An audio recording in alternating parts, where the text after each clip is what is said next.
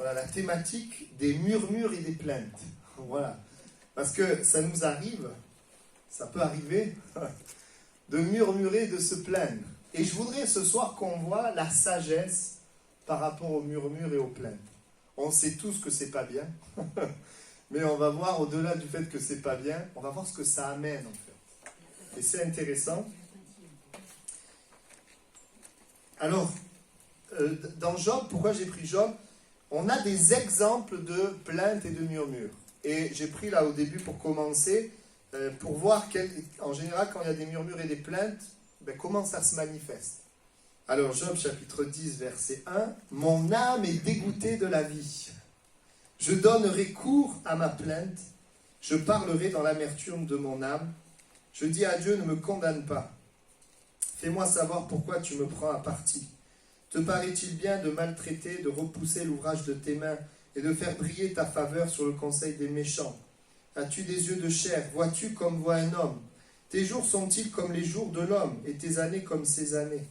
Pour que tu recherches mon iniquité, pour que tu t'enquières de mon péché, sachant bien que je ne suis pas coupable et que nul ne peut me délivrer de ta main. » Voilà, au verset aussi 14, « Si je pêche, tu m'observes, tu ne pardonnes pas mon iniquité. Suis-je coupable? Malheur à moi. Suis-je innocent? Je n'ose lever la tête. Rassasié de honte et absorbé dans ma misère, et si j'ose la lever, tu me poursuis comme un lion. Tu me frappes encore par des prodiges, tu m'opposes de nouveaux témoins. Tu multiplies tes fureurs contre moi, tu m'assailles d'une succession de calamités. » Voilà, ce sont des paroles qui ont été prononcées par Job. Et on voit au début, juste pour citer quelques paroles de plainte, de gémissement, en général, quand on se plaint, il dira « Mon âme est dégoûtée de la vie ». Souvent, quand il y a la plainte, on a envie de mourir. Je ne sais pas si ça s'est déjà arrivé. « J'en ai marre de vivre, je veux partir au ciel, je veux... » Vous voyez? Et il dit « Mon âme est dégoûtée de la vie ». Après, au verset 21, « Avant que je m'en aille pour ne plus revenir dans le pays des ténèbres et de l'ombre de la mort. » Et souvent, quand il y a des plaintes et des murmures, nous disons des choses qui sont comme disproportionnées. Il va dire... et ça, c'est typique de celui qui murmure et se plaint. Il va dire, je donnerai cours à ma plainte, je parlerai dans l'amertume de mon âme. Et c'est vrai que parfois, quand ça ne va pas, c'est bizarre, mais on a envie de parler, de dire des choses, même si c'est insensé. On dit pas mal de choses qu'on regrettera après. La colère, la tristesse, ce trouble intérieur nous pousse à parler, à dire des choses.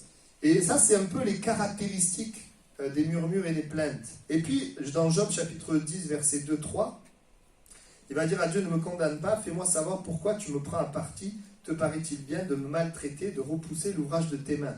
Il s'en prend à Dieu, tout en le respectant quand même. Mais il s'en prend quand même à Dieu. Et quand il y a des murmures et des plaintes, nous pouvons nous en prendre à Dieu. Pourquoi? Mais qu'est-ce que tu fais? Pourquoi c'est comme ça? Etc. Donc ça, c'est ce qu'on voit dans la vie de Job. Il met en avant aussi, ça c'est la caractéristique de ceux qui murmurent et se plaignent, ils mettent en avant une certaine injustice. Pourquoi les autres prospèrent et moi je souffre? Et ça vous le trouvez, verset 3, tu fais briller ta faveur sur le conseil des méchants. Les plaintes, les murmures nous amènent à nous mettre en avant une certaine injustice, à avoir parfois une victimisation. Ça, c'est ce qu'on voit au travers de la parole de Dieu.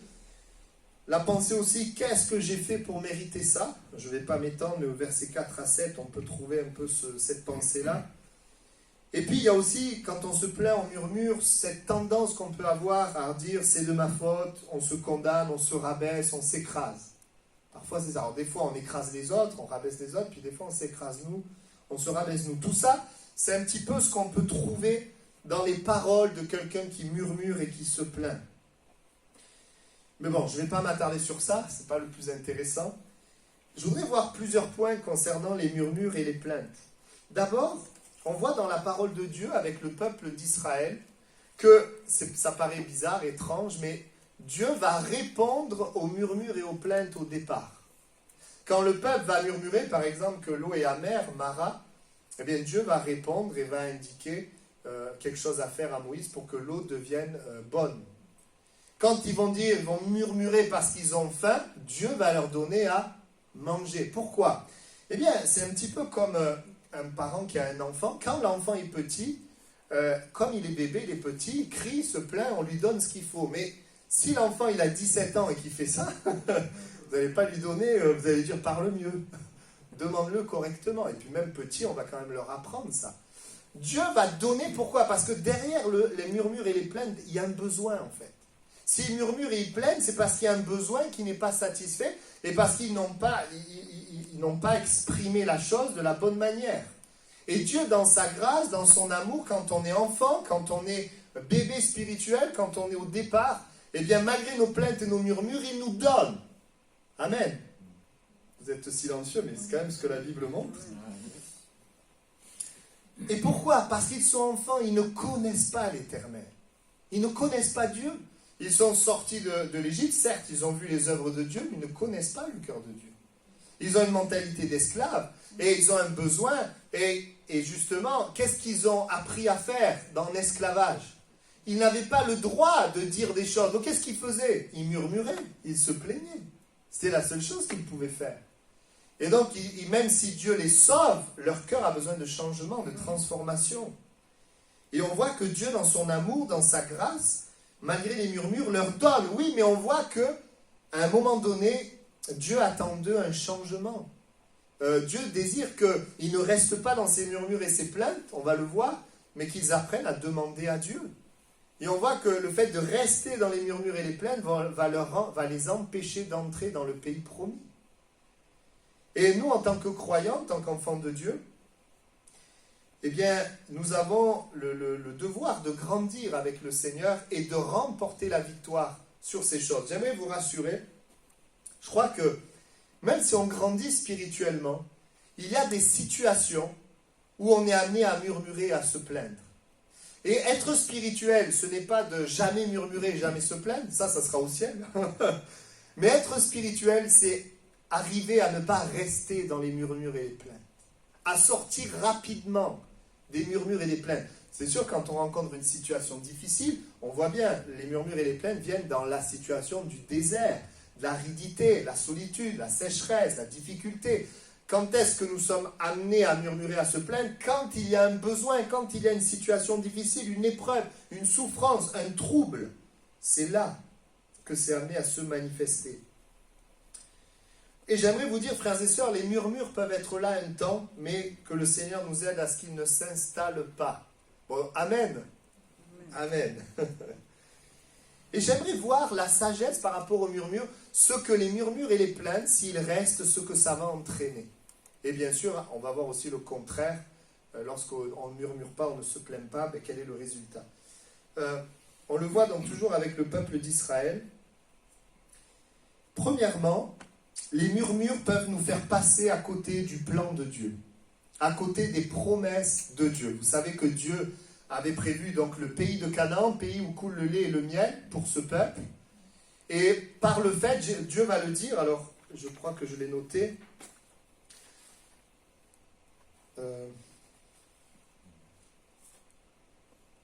Alors je ne l'ai pas noté, mais c'est ce texte où il est écrit, il est dit qu'ils ont tenté l'Éternel déjà 10 fois et qu'à cause de l'endurcissement de leur cœur, ils n'entreront pas dans le pays promis.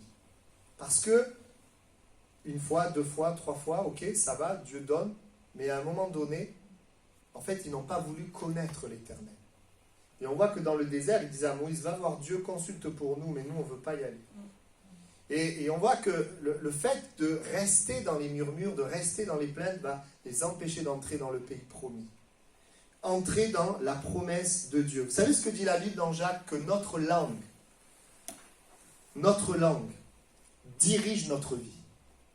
Regardez ce qui est dit, Jacques chapitre 3, verset 4-6. Voici, même les navires qui sont si grands et que poussent des vents impétueux sont dirigés par un très petit gouvernail au gré du pilote. De même, la langue est un petit membre, et elle se vante de grandes choses. Voici comme un petit feu peut embraser une grande forêt. La langue aussi est un feu, c'est le vent de l'iniquité. La langue est placée parmi nos membres, souillant tout le corps et enflammant le cours de la vie. étant elle-même enflammée par la géhenne. La Bible nous enseigne que la langue, c'est comme un gouvernail. Ta toute petite bouche là, elle peut orienter ta vie. Si je demeure dans des plaintes, dans des gémissements, j'oriente ma vie dans une direction. Et la Bible dit aussi, on l'a lu, que c'est un feu. Et donc, tu peux embraser ta propre forêt.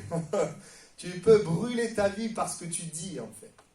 Il y a, comme le psalmiste, comme David, vous voyez David, il avait des moments où il se plaignait, enfin il disait, mais mes ennemis, ils gagnent, mais moi je pleure, je me nourris de mes larmes, etc. Mais David, il ne restait pas là-dedans. À peine tu lisais ça qu'à la fin du psaume, tu as une parole de foi. Mais mon âme espère en l'Éternel, c'est pour ça que les psaumes sont écrits. C'est pour, nous on aime bien les psaumes, pourquoi? Parce qu'on s'y reconnaît. Parce que si on lisait juste « Gloire à Dieu, Dieu est puissant, Dieu est bon, Dieu est fort », on dirait oh, « ben moi je ne suis pas trop là-dedans, hein, c'est plutôt difficile ». Mais dans les psaumes, on voit la difficulté, mais on voit la foi aussi.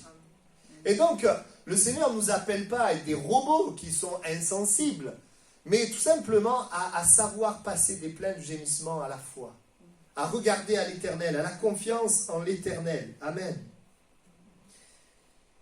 Et donc, il est dit, Nombre 14:2, tous les enfants d'Israël murmurèrent contre Moïse et Aaron, et toute l'assemblée leur dit, et regardez, qu'est-ce qu'ils disent?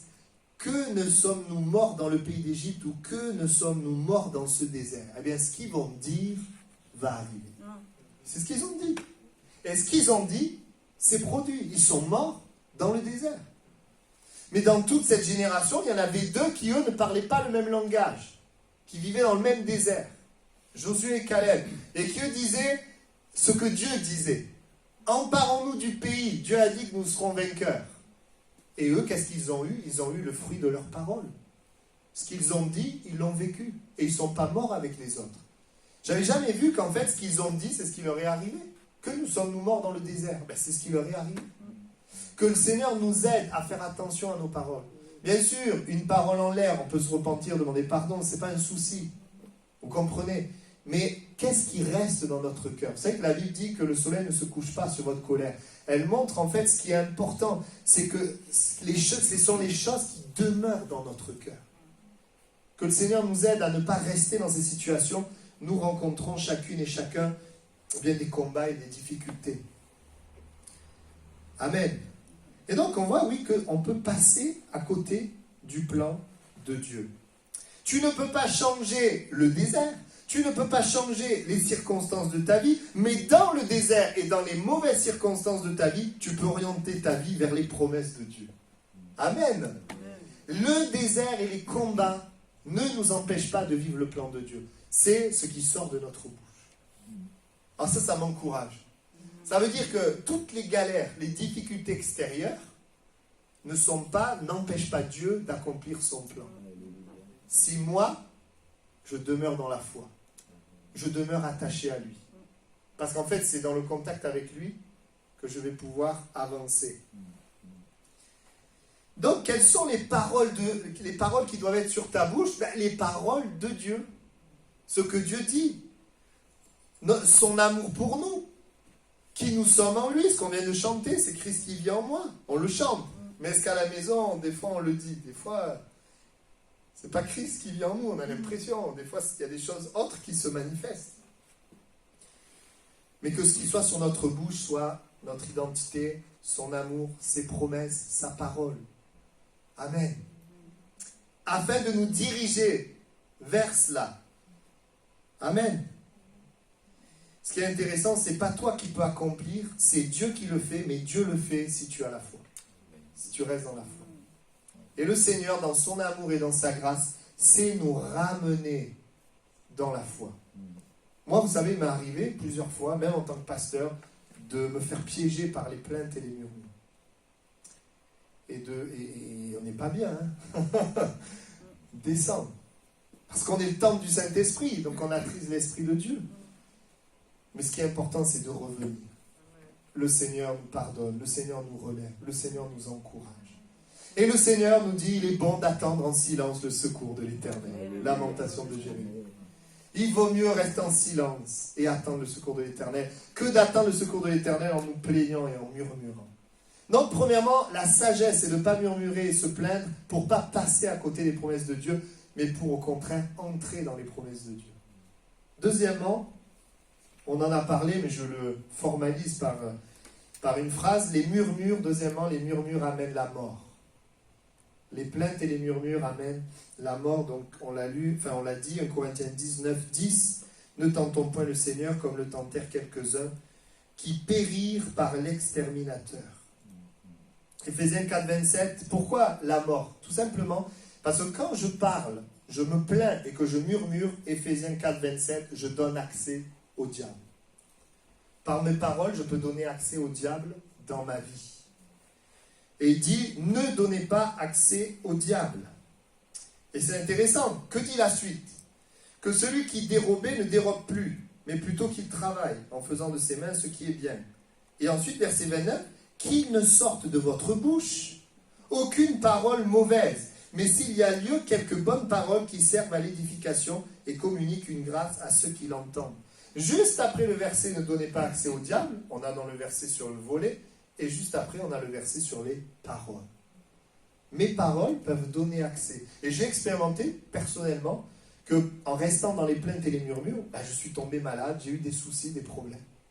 Donc, j'aimerais vous dire, oui, que le Seigneur nous aide à garder dans notre bouche les paroles de l'Éternel. Et si peut-être on n'a pas dans notre cœur une louange, une joie excessive, alors comme je dis tout à l'heure, il est bon d'attendre en silence le secours de l'Éternel. Mieux vaut le silence que des paroles mauvaises. Souvenez-vous, autour de Jéricho, la muraille est tombée, il n'y en a pas un qui a ouvert la bouche pour dire qu'elle est grande la muraille. Comment on va faire? Pourquoi il ne se passe rien? Personne n'a parlé. Dieu avait dit de ne pas parler. Ils devaient rester dans l'obéissance à ce que Dieu disait. Ils ont dû le penser. Ils ont dû penser, mais qu'est-ce qu'elle est grande la muraille? Mais qu'est-ce qu'elle est épaisse? Ils ont dû penser, mais qu'est-ce qu'on est fatigué? Ils ont marché 6 tours le dernier jour. Ils ont dû penser tout ça, mais ils ne l'ont pas dit. Ils sont restés sur ce que Dieu a dit. Et Dieu a dit, vous marcherez, vous soufflerez la trompette, l'arche sera là, et la muraille s'effondrera, et la muraille s'effondre. Des fois, on pense qu'il faut faire plein de choses, mais des fois, ce n'est pas des choses en plus qu'il faut faire, c'est des choses en moins. C'est ne pas parler contre ce que Dieu dit. Et donc, on voit, oui, que les murmures amènent la mort. Et nous pouvons finir notre vie, mourir dans notre cœur, mourir physiquement à cause de cela. Vous savez que les paroles, elles peuvent construire, édifier et bénir. Et nous sommes appelés, par nos paroles, on peut édifier quelqu'un, encourager quelqu'un, faire du bien à quelqu'un. Mais par nos paroles, on peut tuer quelqu'un. Et l'esprit qui est en nous, c'est un esprit qui édifie, qui exhorte, qui encourage, qui bénit. Amen. Alors que le Seigneur nous aide, à ne pas murmurer, mais à avoir des paroles de grâce. Amen. Troisièmement, un point important, les murmures révèlent une absence de paix dans notre cœur. En fait, on n'est pas là pour juger, lui il murmure. S'il murmure, c'est parce que dans son cœur, il n'y a pas la paix. Et là où il n'y a pas la paix, il y a besoin de confiance en Dieu. Bien souvent, nous murmurons, nous nous plaignons, c'est par rapport à une situation où nous n'avons pas la paix. Et l'Éternel, la sagesse nous invite à nous confier en l'Éternel, à avoir la paix. Pas forcément que tout se règle, parce que tout ne se règle pas comme ça, mais que tout se règle dans mon cœur. Et c'est possible en déchargeant, déchargez-vous sur lui de tout souci, car lui-même prend soin de vous, nous dit Pierre. C'est-à-dire que c'est important, la sagesse, quand je me plains, c'est de m'arrêter et de rentrer en moi-même et dire, mais pourquoi? Qu'est-ce qui se passe dans mon cœur? Qu'est-ce qui a enlevé la paix? Qu'est-ce qui est à l'origine de ce trouble? C'est pour ça que quand je m'approche de Dieu, le Saint-Esprit m'éclaire. Et il m'amène dans une position de foi qui amène la paix et qui me permet d'arrêter de me plaindre et de murmurer. Je peux me plaindre de mes enfants. Pourquoi? Parce que dans mon cœur, je suis troublé. Je les vois faire des choses qui ne vont pas. Parce que dans mon cœur, j'ai peur de ce qu'ils vont devenir. Je suis troublé. J'ai besoin de la paix. J'ai besoin de la parole. J'ai besoin de me positionner dans la foi. J'ai besoin de l'abandonner à Dieu. Et là, je retrouve la paix. Que son nom soit béni. Donc la sagesse, c'est de rentrer en nous-mêmes, de nous approcher de Dieu et de remettre l'origine du trouble à Dieu. Amen. Car tout est accompli. À la croix du Calvaire, Jésus est mort afin de nous donner une vie de victoire. Nous le disons bien souvent. Quand il a confiance en lui, il n'y a plus de murmures, mais des paroles de foi qui se manifestent d'une manière concrète par la louange, par des paroles de foi. Regardez, c'est intéressant, Psaume 17,4, je crois que c'est 17 ou 18, je ne sais plus. Je m'écris, loué soit l'Éternel, et je suis délivré de mes ennemis. Mais dites-moi, le moment où il loue, c'est quand les ennemis sont partis? Quand il loue, les ennemis sont là.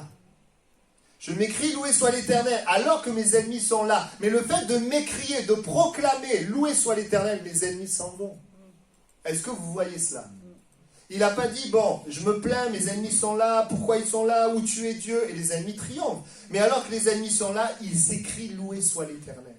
Alors, il est délivré de ses ennemis. Vous me suivez? Et je dis, Seigneur, il y a beaucoup de victoires que nous allons remporter par nos paroles. Il l'a remporté à la croix, mais il faut quelqu'un qui croit. On en a vu tout à l'heure dans la prière, qu'il te soit fait selon ta foi. Que le Seigneur nous aide, c'est pas toujours facile, mais qu'il nous aide à proclamer sa parole. Amen. La louange amène la victoire sur nos ennemis.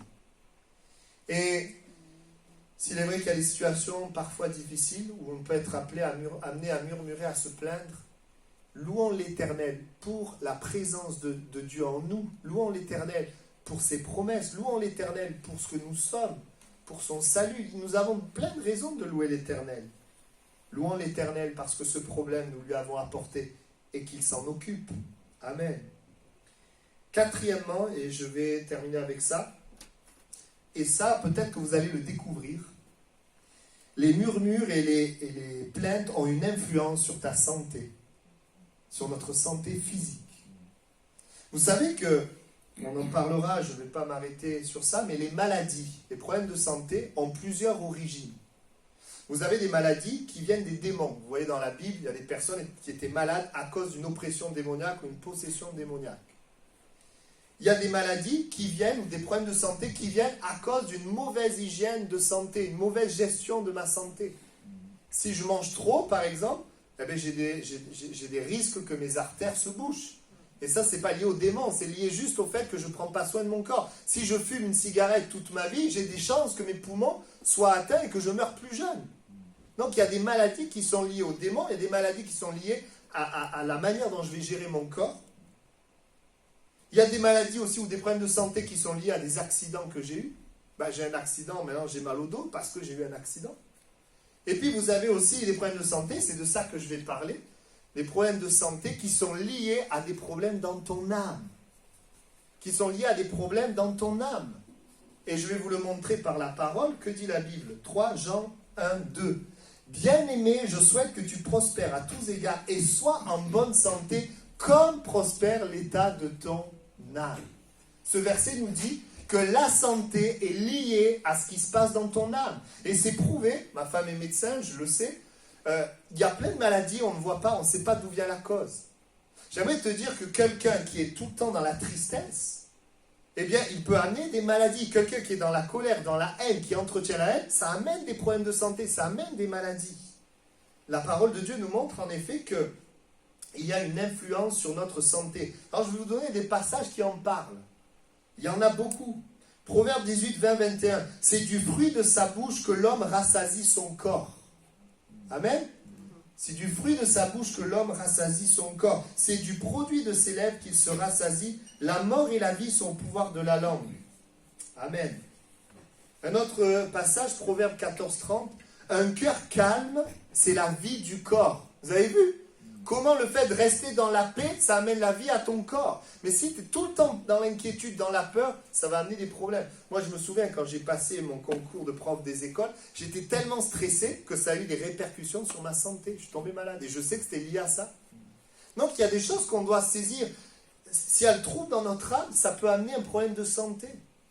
Et quand je murmure, je me plains, ça a des répercussions sur ma santé. Psaume 15, 9 ou 16, 9.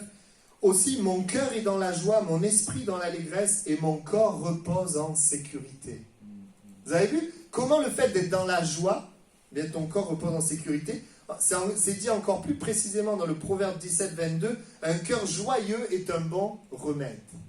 Un remède. Mais un esprit abattu dessèche les os. On parle du corps là. Un esprit abattu, ça dessèche les os, ça a une influence sur ton corps. Proverbe 16, 24. Les paroles agréables sont un rayon de miel, douces pour l'âme et salutaires pour le corps. Donc ce qui sort de ma bouche, qui bénit, ça a une influence sur le corps. Amen. Vous ne dites pas Amen, mais moi je dis Amen. Si vous dites Amen. Alléluia. Le contraire de murmurer, c'est le contentement, la joie, la satisfaction. Réaliser toute la grâce de Dieu dans notre vie. Et plus nous nous réjouissons, et plus ça bénit notre santé. Amen.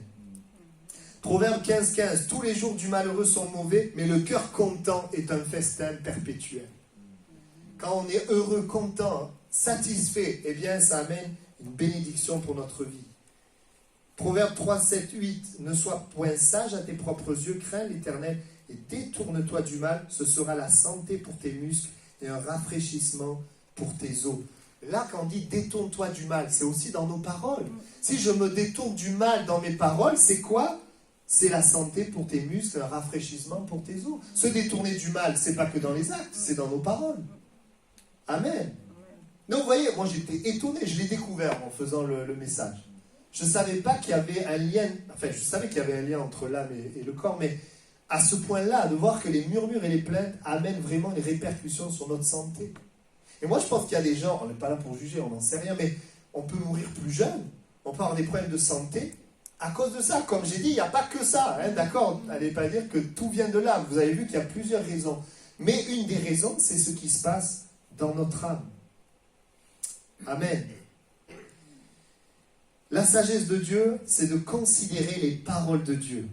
Et j'aimerais vous dire que si c'est vrai que par la foi en Jésus, tu peux être guéri, par la sagesse, tu peux garder la guérison. Tu peux être en bonne santé. Parce que tu vas faire attention à ce que le Seigneur dit. Et mettre en pratique la parole de Dieu. Si on fait toute cette série sur la sagesse, sur ces thématiques, c'est pour nous aider dans ces thématiques à savoir ce que Dieu attend de nous. Bien sûr, pas par nos propres forces, par lui, par la relation avec lui, mais c'est n'empêche la direction qu'il a pour nous. Et ce soir, on voit les murmures et les plaintes.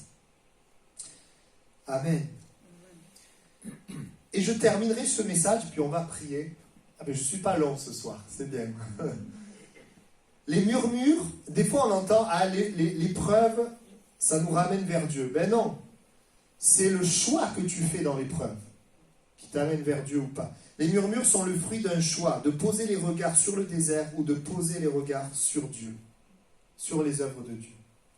Quand nous murmurons, nous décidons de regarder au désert, de regarder au problème. Mais quand nous louons l'Éternel, quand nous avons des paroles de foi, c'est parce que nous regardons à l'Éternel. Nous regardons à lui. Et donc je rappelle Josué et Caleb, il est dit, parce que mon serviteur Caleb a été animé d'un autre esprit, qu'il a pleinement suivi ma voie, je le ferai entrer dans le pays où il est allé, et ses descendants le posséderont. Ce qui est intéressant, c'est que tous ces gens, écoutez bien, c'est important maintenant, tous ces gens qui ont murmuré, ok, ils voyaient le désert, mais écoutez bien, ils ont vu les œuvres de l'Éternel. Ils ont vu les grands miracles de Dieu en Égypte.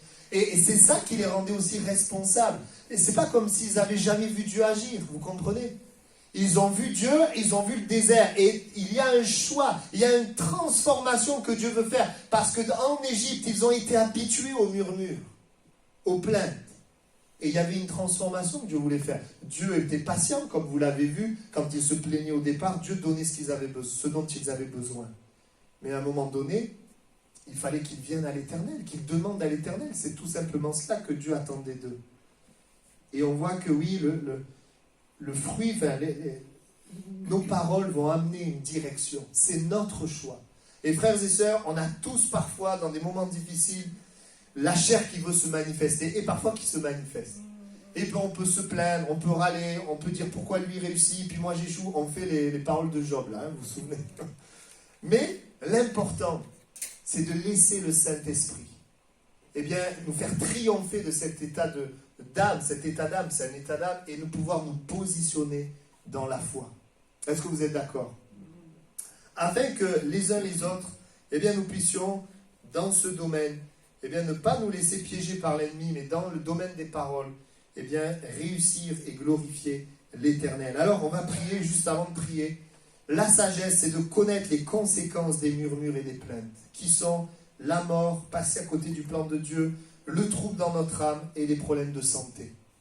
Deuxièmement, la sagesse, c'est de connaître l'origine des murmures. Et l'origine des murmures, souvent, c'est qu'il y a un besoin, il y a un problème. Et Dieu nous dit, mais ne murmure pas, apporte ton besoin, apporte ton problème. Ça, c'est sage, ça, c'est ce que Dieu veut.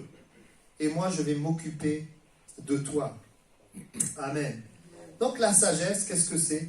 Eh bien, c'est de nous confier en l'Éternel pour qu'il s'occupe de la souffrance. Et parfois, ça dure un certain temps. Mais l'Éternel est fidèle. L'Éternel est bon.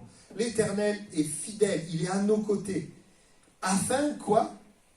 Nous nous confions en l'Éternel afin de communiquer la vie, de bâtir par nos paroles, afin de vivre le plan de Dieu et les promesses de Dieu, afin d'avoir la paix dans mon âme au lieu de la peur et afin de vivre en bonne santé.